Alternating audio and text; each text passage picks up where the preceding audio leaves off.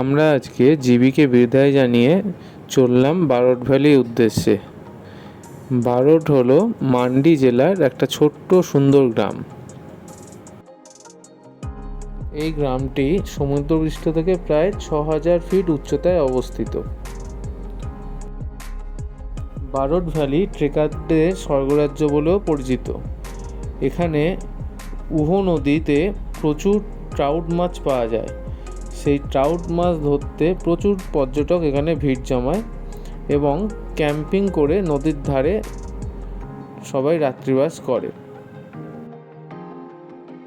এখানকার গড় তাপমাত্রা মোটামুটি ১৬ ডিগ্রি আশেপাশে থাকে, তাই বর্ষাকাল বাদ দিয়ে বাকি পুরো সময়টাই কিন্তু এখানে ঘুরতে যাওয়ার পক্ষে খুব উপযুক্ত জায়গা।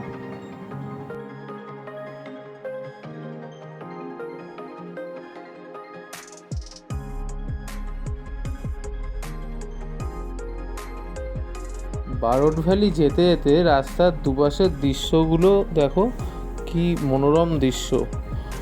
ওই দূরে পাহাড়ে স্নোফল হয়েছে, দেখেই বোঝা যাচ্ছে, এবং রাস্তাগুলো খুব সুন্দর এখানকার।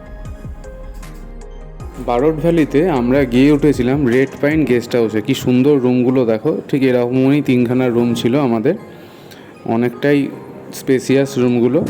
তো আমাদের ১,০০০ টাকা করে নিয়েছিল শুধু রুম থাকার জন্য, খাওয়াটা এখানে আলাদা ছিল।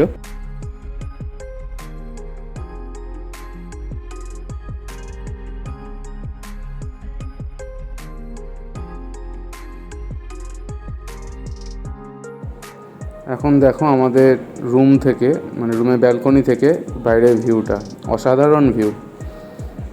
এখানে মেনলি এটা প্রথমে বিখ্যাত ছিল জলবিদ্যুৎ কেন্দ্র হিসাবে, তারপরে আস্তে আস্তে পর্যটকদের ভিড় বাড়ার পরে এখানে এখন ভালোই পর্যটক আসে।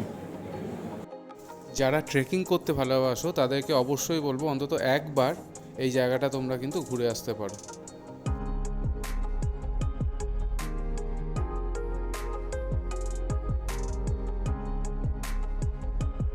ভোরবেলায় ঘুম থেকে উঠে আমরা ট্রেকিং করতে বেরিয়ে পড়েছিলাম।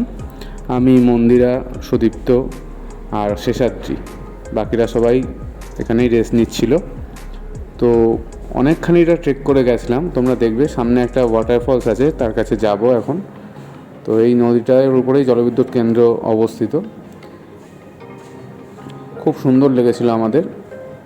ইচ্ছে থাকলে পরে আবার কোনো সময় যদি সুযোগ পাই এখানে গিয়ে অন্তত ১-২ দিন থেকে আসার।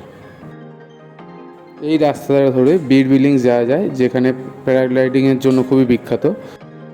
তবে আমরা এই রুট ধরে বীর বিলিংস যাইনি। বীর বিলিংস নিয়ে ভিডিওটা নেক্সট ব্লগে আসছে, অবশ্যই মিস করো না তোমরা। আমার ভিডিওগুলো যদি ভালো লাগে অবশ্যই লাইক করো, শেয়ার করে দিও, যাতে আমি আরও ভিউয়ার্সের কাছে পৌঁছাতে পারি। ওকে, আপাতত টাটা।